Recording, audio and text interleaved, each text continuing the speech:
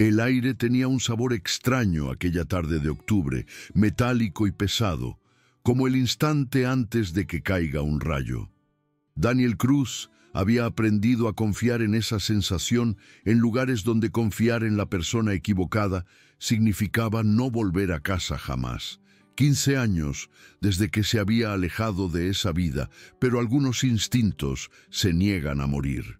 Estaba limpiando la barra de su gasolinera de carretera en Iowa cuando la chica entró tambaleándose por la puerta, empapada hasta los huesos y huyendo de algo que no nombraría. En menos de 24 horas, su hija tendría un rifle cargado en sus manos. Su hijo de 12 años estaría mezclando explosivos en un sótano y los fantasmas de Praga 1968 volverían a la vida a gritos. El pasado, aprendería Daniel, no permanece enterrado cuando le debes sangre. Las luces fluorescentes de la parada de la pradera zumbaban su monótona canción mientras Daniel miraba su reloj. Las 9:17.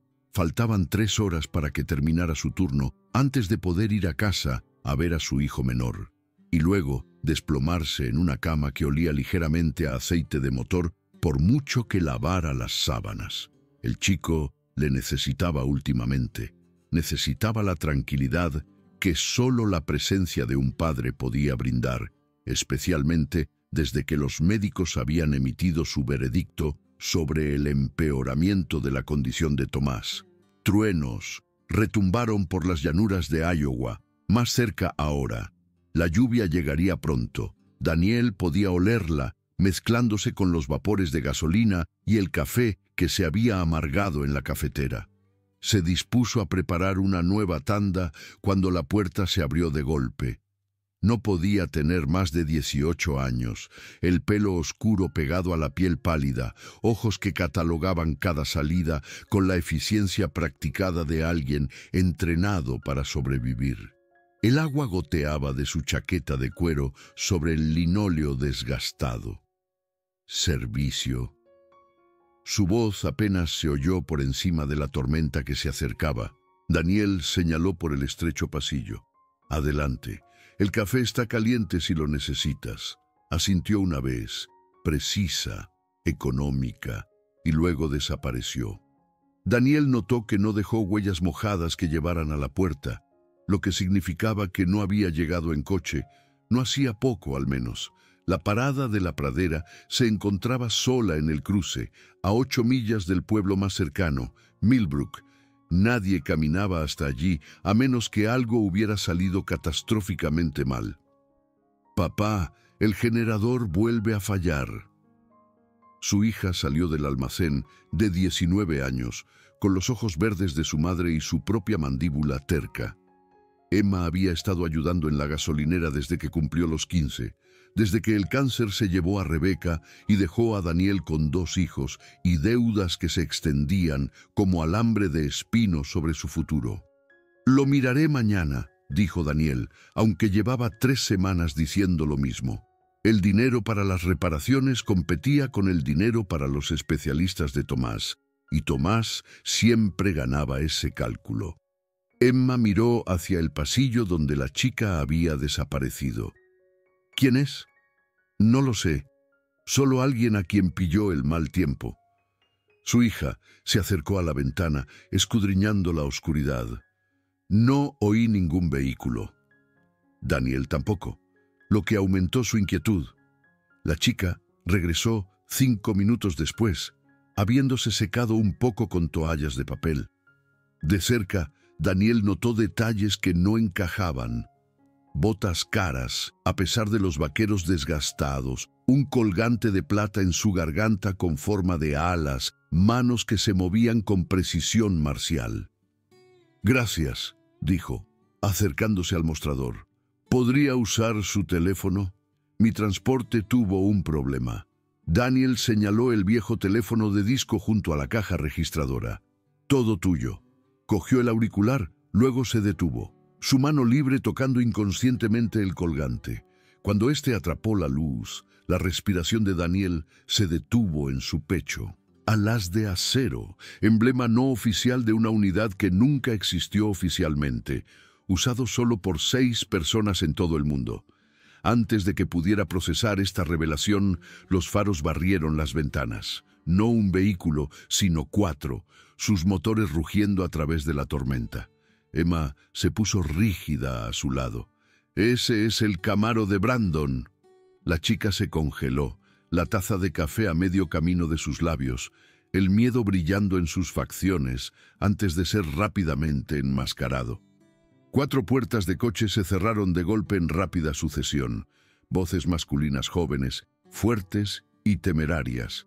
La puerta se abrió de golpe cuando Brandon Pierce entró pavoneándose, flanqueado por 3 jugadores de fútbol americano del Instituto de Millbrook. Todos llevaban sus chaquetas de equipo a pesar del calor, símbolos del pequeño poder que ejercían en un pueblo pequeño. A los 19 años, Brandon ya era el hijo de su padre, 1,88 m de arrogancia cultivada con el pelo cuidadosamente peinado y una sonrisa que nunca le llegaba a los ojos. El comisario Pierce había estado preparando al chico durante años, incluso en cómo apoyaba la mano en su cinturón, imitando una funda. «Vaya, vaya». La voz de Brandon destilaba falsa sorpresa. Nina Hawkins, sola y lejos de casa. Nina Hawkins. El nombre detonó en la mente de Daniel como una granada. Hawkins. No podía ser coincidencia. Nina dejó su café enderezando los hombros. «Solo de paso, Brandon. No hace falta tanto drama». Brandon se acercó. Sus amigos se dispersaron para bloquear las salidas con una coordinación practicada. «Pero sí es drama cuando la realeza motera visita nuestro pequeño pueblo. ¿Sabe, papi, que su princesa se codea con los lugareños?» «Déjala en paz». Emma avanzó, colocándose entre Nina y los chicos. «Compra algo o lárgate». Los ojos de Brandon se deslizaron hacia Emma, el hambre reemplazando la burla. «Siempre haciendo de heroína, Cruz. ¿Tu papi te enseñó a meter las narices en los asuntos de los demás?» «En realidad», Emma respondió con calma, «me enseñó a reconocer los problemas cuando los veo». Uno de los amigos de Brandon, un linebacker de cuello grueso que Daniel reconoció como Tyler Ross, dio un paso adelante. «Cuidado con lo que dices, pringada». Daniel dejó el trapo. «Ya basta. Vosotros, chicos, tenéis que iros. Ahora». Brandon dirigió su atención a Daniel, entrecerrando los ojos. «Sin faltar al respeto, señor Cruz, pero no sabe con quién está tratando. El padre de esta chica dirige Alas de Hierro, el club de moteros forajidos más grande de 3 provincias. Los Hells Angels no tienen nada que hacer contra ellos». «No me importa quién sea su padre», dijo Daniel en voz baja. «En mi gasolinera todo el mundo es tratado con respeto, así que podéis dar la vuelta y marcharos antes de que esto se convierta en algo de lo que el comisario Pierce tenga que enterarse». El rostro de Brandon se ensombreció. «Mi padre sabe exactamente quién es ella. Alas de Hierro lleva semanas rondando Millbrook. Ella es su exploradora». «Estaba intentando contactar con mi madre en Des Moines», Nina dijo, con voz firme. «Mi moto se averió hace 6 millas». «Conveniente». Brandon se burló. Se volvió hacia Daniel. «Señor, con respeto, Alas de Hierro mató a 2 guardias civiles en el 80. Trafican con armas, drogas y cosas peores. Y están planeando algo en Millbrook.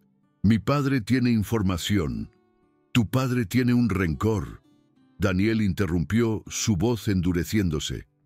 «Y tienes 10 segundos para marcharte antes de que olvide que solo sois niños jugando a disfrazarse». Tyler agarró el brazo de Nina. «El comisario querrá hablar contigo». Emma lo empujó hacia atrás, haciéndolo tropezar contra un expositor de aceite de motor.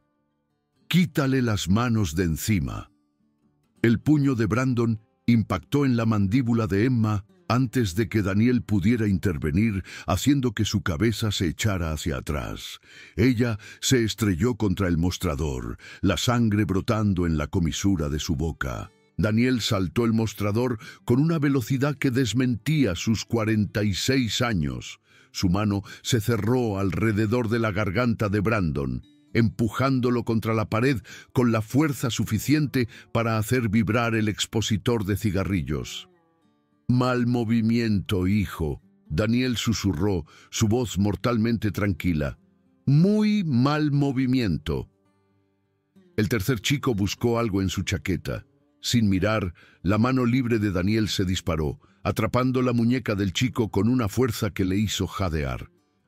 «Más te vale que no sea lo que creo que es», dijo Daniel, aún concentrado en el rostro cada vez más asustado de Brandon. «Solo una navaja, señor Cruz, para protegerme». «Suéltala». La navaja automática cayó al suelo con un estrépito. Daniel soltó a Brandon, quien se deslizó por la pared jadeando. «Fuera, todos vosotros. Y Brandon, si vuelves a tocar a mi hija, no habrá placa en esta provincia que pueda protegerte. ¿Entendido?»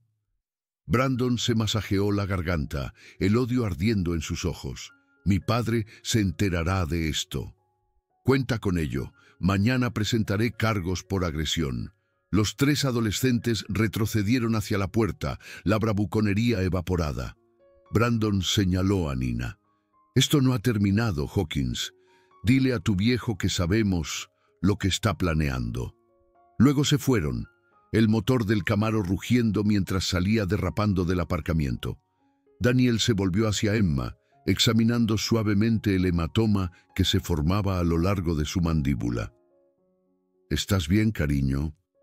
Emma asintió haciendo una mueca.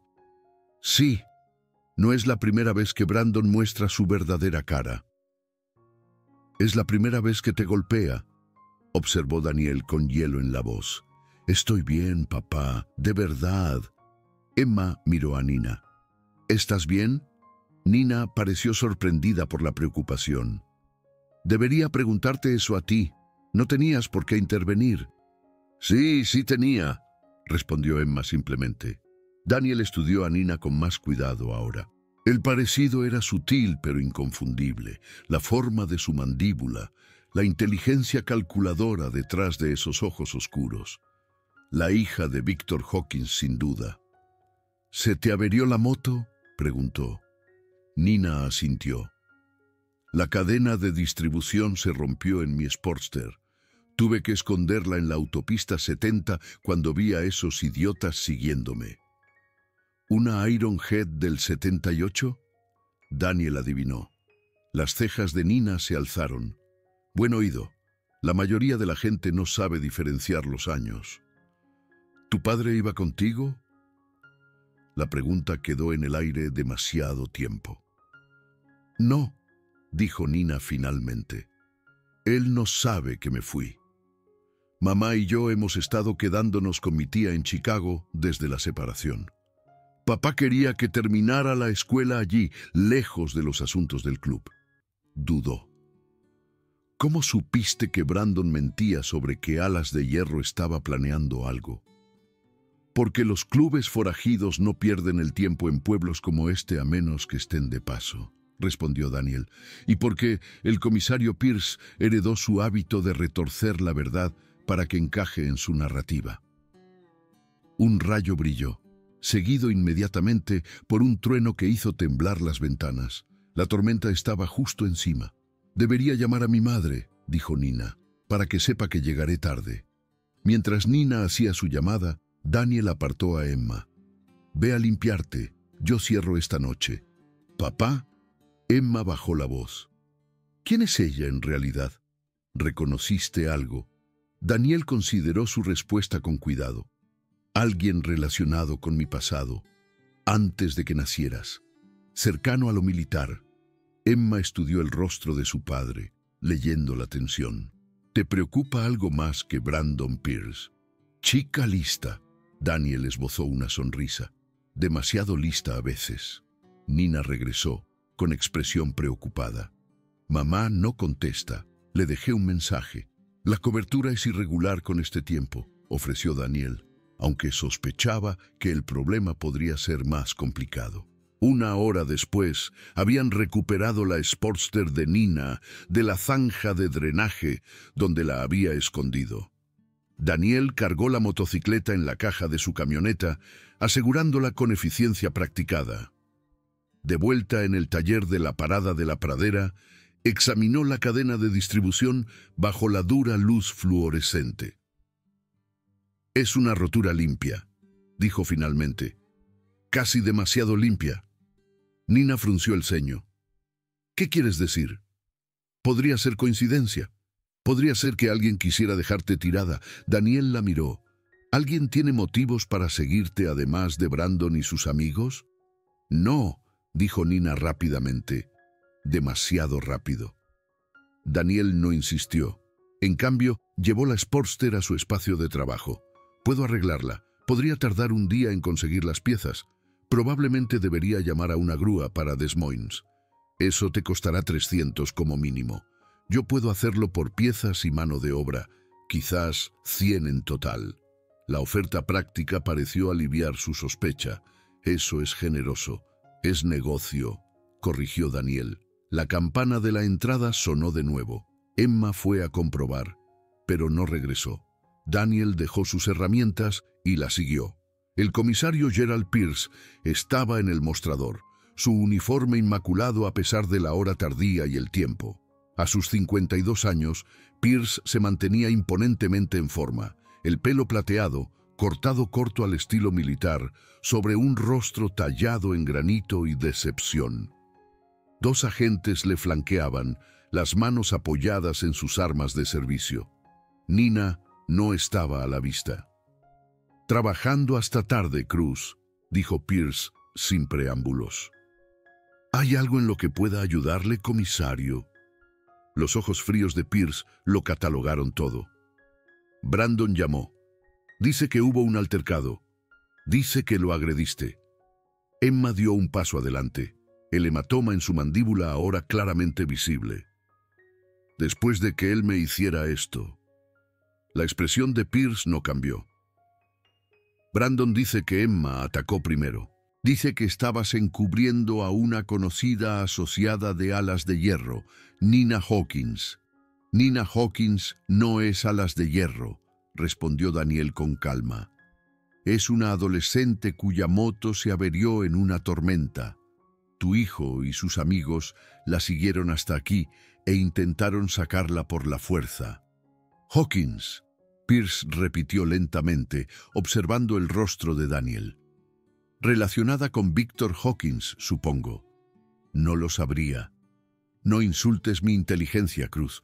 Tú y yo sabemos quién es Victor Hawkins, presidente del capítulo de Iowa de Alas de Hierro, la misma organización responsable de las muertes de los guardias civiles Kellerman y Hayes en el 80. Alas de Hierro fue absuelto de esos cargos», señaló Daniel. «La investigación descubrió que fueron disparados por un club rival». Los ojos de Pierce se entrecerraron ligeramente. «Pareces bien informado para ser el dueño de una gasolinera». «Leo periódicos. ¿Dónde está ella ahora?» «Se fue. Llamó a alguien para que la recogiera. Entonces no le importará si mis agentes echan un vistazo». No era una pregunta. Los agentes ya se estaban moviendo, uno hacia el garaje, el otro revisando los baños y el almacén. Daniel sostuvo la mirada de Pierce. 15 años viviendo limpiamente en este pueblo, comisario. ¿Cuándo me convertí en el enemigo? En el momento en que elegiste proteger a la hija de un criminal». Pierce se inclinó bajando la voz. «¿O es más antiguo que eso, Cruz? ¿Praga, quizás? ¿68? El nombre de la ciudad golpeó a Daniel como un golpe físico. Nadie en Millbrook sabía de Praga. Nadie excepto los hombres que habían estado allí. No sé de qué habla». Pierce sonrió finamente. «Por supuesto que no». Se enderezó cuando sus agentes regresaron, ambos negando con la cabeza. «Parece que dices la verdad. Se ha ido. Ya se lo dije». Después de que se fueran, Emma se volvió hacia su padre. «¿Dónde está ella?» Daniel se acercó a la caja registradora, arrodillándose para levantar la trampilla oculta debajo. «Bodega de almacenamiento. Campo libre, Nina». Nina salió del espacio oculto, con polvo en el pelo. Tienes una habitación del pánico en tu gasolinera. El dueño anterior era paranoico con los robos, explicó Daniel. Viene bien. ¿Cómo supiste que debía esconderme? Porque conozco a tu padre, respondió Daniel simplemente. Las palabras quedaron en el silencio de la tienda. La expresión de Nina cambió de sorpresa a cálculo. Círculo de acero. No era una pregunta. Daniel no confirmó ni negó. Hace mucho tiempo que nadie usa ese nombre. Mi padre tiene una fotografía, continuó Nina. 6 hombres en Praga, invierno del 68. Nunca habla de ello, pero la guarda bajo llave en su caja fuerte. Tú estás en ella, a la izquierda, con un aspecto más joven, pero no tan diferente. Emma miró de uno a otro, con la confusión evidente. Papá, ¿de qué está hablando? Daniel suspiró. 15 años de normalidad cuidadosamente mantenida desmoronándose. Tu madre y yo acordamos nunca hablar de mi servicio. Estaba clasificado entonces, y técnicamente sigue siéndolo. Círculo de Acero no era militar regular, explicó Nina. Eran fuerzas especiales conjuntas de la CIA, operaciones encubiertas durante la Guerra Fría. Ya basta, advirtió Daniel en voz baja. Nina guardó silencio, pero el respeto y la cautela llenaron sus ojos. Daniel miró su reloj. Casi la 1 de la madrugada. Deberíamos ir a casa. Tomás estará esperando despierto. Se volvió hacia Nina. Eres bienvenida a nuestra habitación de invitados. Tendré tu moto arreglada para mañana. Nina dudó.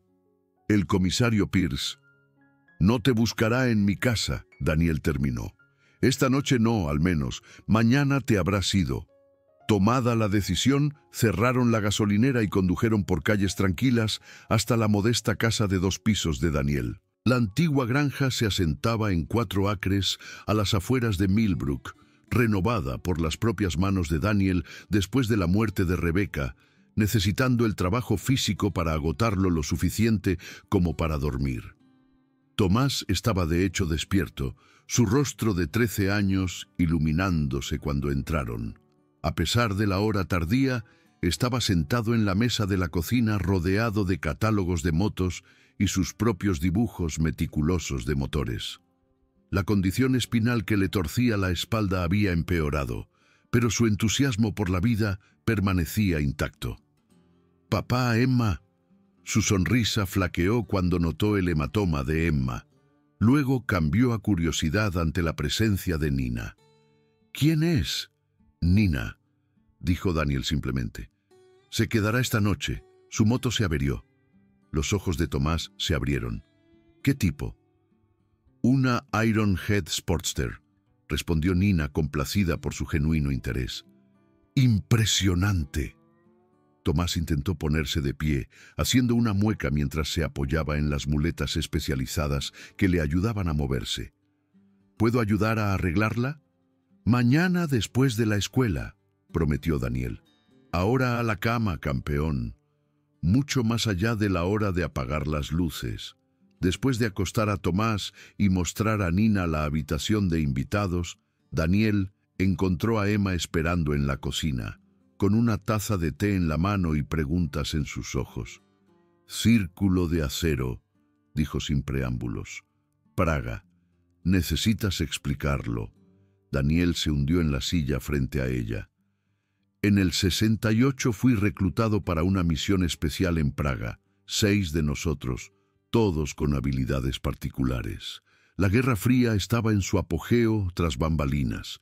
Nuestro trabajo era desestabilizar la inteligencia soviética sin dejar huellas estadounidenses. Y el padre de Nina era uno de los 6. Daniel asintió. Víctor Hawkins. Lo llamábamos Halcón, el mejor táctico que he conocido. Intrépido, quizás demasiado intrépido. ¿Y el comisario Pierce?» «Teniente Gerald Pierce, policía militar originalmente, pero se ofreció voluntario para nuestra unidad. Era bueno hasta que dejó de serlo». Emma se inclinó hacia adelante. «¿Qué pasó?» «Praga pasó». La expresión de Daniel se ensombreció. Se suponía que sería simple. Intercambio de inteligencia. Teníamos información que los soviéticos querían. Ellos tenían un desertor que necesitábamos extraer. La reunión se fijó en una fábrica abandonada en el barrio antiguo de Praga. Hizo una pausa, los recuerdos aflorando. Fue una emboscada. Alguien nos vendió. 4 hombres murieron esa noche. El desertor, 2 de los nuestros y supuestamente Gerald Pierce. ¿Supuestamente? Pensamos que murió en el tiroteo. Halcón y yo apenas salimos con vida. Cuando informamos, nuestro contacto dijo que el cuerpo de Pierce había sido recuperado por los soviéticos.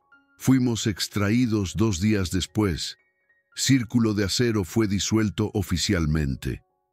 Pero el comisario Pierce está muy vivo. Sí, la voz de Daniel se endureció.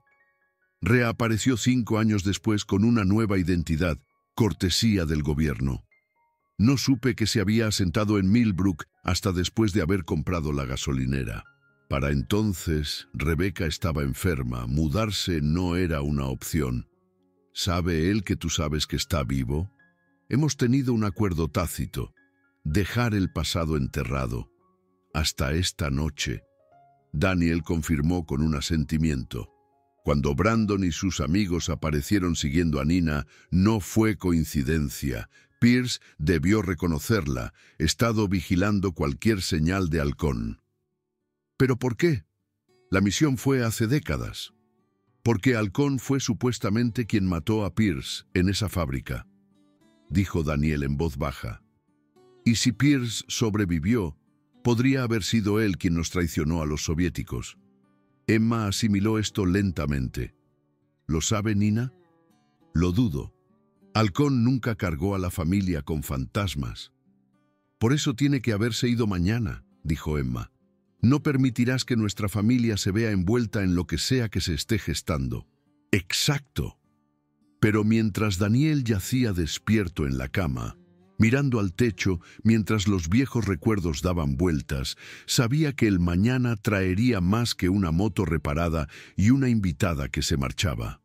El pasado lo había encontrado después de 15 años de cuidadoso anonimato. Praga estaba llegando a Millbrook. El amanecer llegó pálido y frío. Daniel se levantó temprano, revisó a Tomás antes de bajar. Encontró a Nina ya en la cocina, vestida con la ropa del día anterior, sirviéndose café. «Estás levantada temprano», observó. «Viejos hábitos. Mi padre cree en correr antes del amanecer sin importar el tiempo». Daniel asintió, recordando la disciplina de Halcón. «Gracias por lo de anoche. No mucha gente se enfrentaría a Brandon Pierce y sus amigos, y menos aún escondería a un extraño del comisario». «No eres exactamente una extraña», señaló Daniel. «No, si eres la hija de Halcón». Nina lo estudió por encima de su taza. «Nunca te mencionó, no directamente, pero a veces, cuando ha bebido demasiado, habla de un equipo que tuvo una vez, hombres en los que confiaba con su vida. Eso fue hace mucho tiempo. Para él no». Cayeron en silencio mientras la casa despertaba a su alrededor. Emma apareció primero, seguida por Tomás, quien inmediatamente acribilló a Nina con preguntas sobre motos. La mañana transcurrió con sorprendente normalidad. Desayuno, preparar a Tomás para la escuela, Emma ofreciéndose a llevarlo, ya que era su día libre de las clases de la universidad local. Daniel estaba recogiendo los platos cuando lo oyó. El rugido distintivo de múltiples motores bicilíndricos en V, acercándose. No de paso, deteniéndose. Nina también lo oyó. Se congeló. «No», susurró. Él no lo haría. Pero Daniel lo sabía mejor. Por supuesto que Victor Hawkins haría exactamente esto. 20 motocicletas se alineaban en su entrada en perfecta formación, los pilotos aún montados, esperando. El cromo brillaba bajo el sol de la mañana. El cuero negro mostraba los inconfundibles parches con la cabeza de lobo de alas de hierro. En su centro, a horcajadas sobre una Road King, meticulosamente mantenida, se sentaba una figura que Daniel habría reconocido en cualquier lugar. 15 años habían añadido plata a su barba y líneas alrededor de sus ojos, pero Victor Hawkins aún se movía con precisión militar. Como si sintiera que lo observaban, Halcón miró directamente a la ventana donde Daniel estaba. Sus ojos se encontraron a través de los años y Halcón asintió una vez.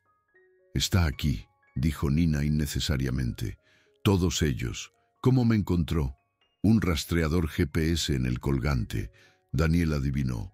«El de las alas que llevas». Es exactamente lo que él haría. La mano de Nina voló a su collar. Él prometió espacio. La versión de espacio de Halcón incluye saber exactamente dónde estás, dijo Daniel secamente. Algunas cosas nunca cambian. Un golpe firme en la puerta, no exigente pero tampoco tentativo. Daniel enderezó los hombros, sintiendo el peso de la Colt 45 que se había atado al tobillo la noche anterior.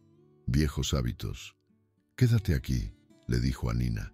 Abrió la puerta y encontró a Halcón en el porche, flanqueado por otros 2 motoristas. De cerca, los años eran más evidentes, una cicatriz que le dividía la ceja izquierda que antes no estaba. Arrugas más profundas alrededor de su boca, el ligero apoyo que daba a su pierna derecha. «Hola, Daniel», dijo Halcón, su voz un grave murmullo. «Ha pasado mucho tiempo. No el suficiente si traes problemas a mi casa». La boca de Halcón se contrajo.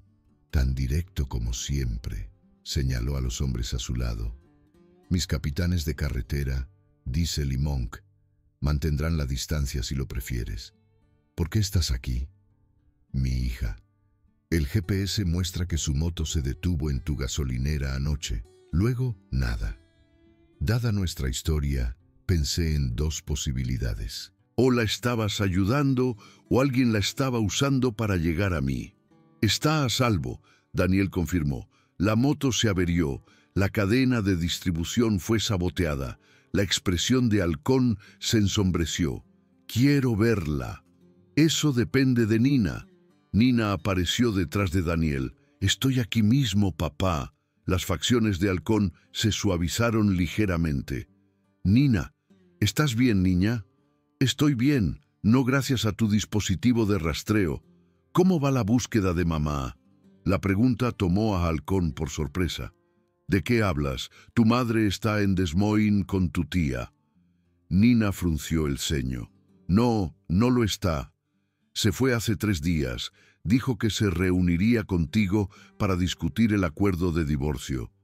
Cuando no regresó a casa, cogí la Sportster para buscarla». Halcón intercambió miradas agudas con sus capitanes de carretera. «No he visto a tu madre en 8 meses, Nina. No tenemos ninguna reunión programada». Las implicaciones no pasaron desapercibidas para Daniel. Alguien había atraído tanto a Nina como a su madre fuera de la seguridad, usando a cada una como cebo para la otra. «Pierce», dijo Daniel en voz baja. Halcón asintió sombríamente. «Quizás. O alguien usándolo a él. De cualquier manera, necesitamos hablar. Debidamente». Miró a Daniel. «Por los viejos tiempos, por círculo de acero». Daniel sintió que pasado y presente chocaban. Por un lado, la vida tranquila que había construido. Por el otro, la hermandad a la que una vez había jurado lealtad por encima de todo. «Será mejor que entréis», dijo finalmente, dando un paso atrás. «Tenemos mucho que discutir». La conversación que siguió duró 2 horas, voces bajas e intensas mientras reconstruían el puzzle. Catherine Hawkins, la madre de Nina, había desaparecido hacía 3 días. Pierce había actuado contra Nina anoche, y en algún lugar de fondo, la sombra de Praga 1968 se cernía ominosa. «Tenemos que movernos rápido», dijo Halcón finalmente. «Si Pierce tiene a Catherine, no la mantendrá en ningún lugar obvio». Daniel consideró. «Pierce tiene una cabaña de caza 20 millas al norte, remota, fuera de los registros. Esa es nuestra primera parada». Pero antes de que pudieran formular un plan, la camioneta de Emma regresó mucho antes de lo esperado. Ella irrumpió por la puerta, Tomás detrás de ella. ¡Papá!, llamó urgentemente. «La escuela está cancelada». El comisario Pierce convocó una asamblea de emergencia esta mañana diciendo a todos que Alas de Hierro está planeando algo grande. Está estableciendo controles en todas las carreteras. Tomás añadió emocionado. Había guardias civiles por todas partes y Brandon estaba diciendo a todos que su padre traía equipos tácticos. La soga se estaba apretando más rápido de lo previsto. Lo que siguió fue una carrera desesperada contra el tiempo. Recuperar una llave de la oficina de Pierce, infiltrarse en un silo de misiles abandonado, confrontar al comisario que los había traicionado décadas atrás por un arma de la Guerra Fría llamada Blackstone, un dispositivo que podía deshabilitar remotamente sistemas nucleares, convirtiéndolo en la herramienta perfecta para la guerra moderna. Al final, todo se redujo al sacrificio. Elizabeth Raven, la sexta miembro de Círculo de Acero, dada por muerta durante 25 años, se reveló en el momento crítico. Había estado cazando a Pierce y a Blackstone todo el tiempo, esperando el momento adecuado para atacar. Cuando Pierce intentó activar el dispositivo, usándolo como palanca en una venta a ultranacionalistas rusos, Raven tomó su decisión. Alguien tenía que quedarse con el sistema de control de Blackstone, mientras Daniel activaba un pulso electromagnético para destruirlo. Alguien tenía que asegurarse de que la señal no se transmitiera antes de tiempo. «Vete», le había dicho a Daniel mientras las alarmas aullaban y los generadores gritaban hacia la masa crítica. «Tus hijos te necesitan. Los míos ya son mayores. Esta es mi responsabilidad. Ayudé a crear Blackstone. Es justo que ayude a destruirlo». Daniel había sellado las puertas blindadas y había corrido, saliendo justo cuando el PEM se descargaba, friendo cada sistema electrónico de la instalación. Raven murió asegurando que Blackstone nunca amenazaría al mundo. 3 meses después, la vida había vuelto a algo que se aproximaba a la normalidad. Pierce fue juzgado, su testimonio asegurado a cambio de protección para Brandon, quien al final los había ayudado. Catherine Hawkins se reunió con su familia, su tapadera como agente federal finalmente descubierta pero su conciencia tranquila. Daniel estaba detrás de la barra de la parada de la pradera, limpiando las superficies. La campana sonó. Halcón entró, su chaleco de cuero cambiado por franela y vaqueros. «¿El café sigue recién hecho?», preguntó Halcón. «Acabo de hacerlo. Emma está en el garaje con Tomás si los buscas». Halcón se sirvió una taza. «Catherine llamó anoche. Ha sido desclasificada, liberada del servicio, sin cargos. Bien, Nina debe estar aliviada, lo está». Halcón sorbió su café. «¿Algún arrepentimiento?». Daniel consideró, pensando en el sacrificio de Raven, en los años pasados escondiéndose de un pasado que de todos modos lo encontró, en Rebecca y la vida que habían construido juntos. «No», decidió, «ningún arrepentimiento». Del garaje llegó la risa, Emma y Tomás trabajando en la vieja Harley, sus voces mezclándose con la música de la radio, la banda sonora ordinaria de una vida ordinaria, duramente ganada y preciosa. Círculo de Acero había sido forjado en las sombras de la Guerra Fría, templado en la traición, puesto a prueba por el tiempo. Pero el círculo familiar, ese era por el que valía la pena luchar, por el que valía la pena morir si era necesario. Y mientras el sol de la tarde se colaba por las ventanas, Daniel Cruz, padre, dueño de gasolinera, ex-operativo, supo con absoluta certeza que había tomado la decisión correcta todos esos años atrás. No el héroe que Rebecca había temido que intentaría ser, solo un buen hombre. El hombre que ella había amado, el hombre que sus hijos necesitaban, el hombre que había elegido ser.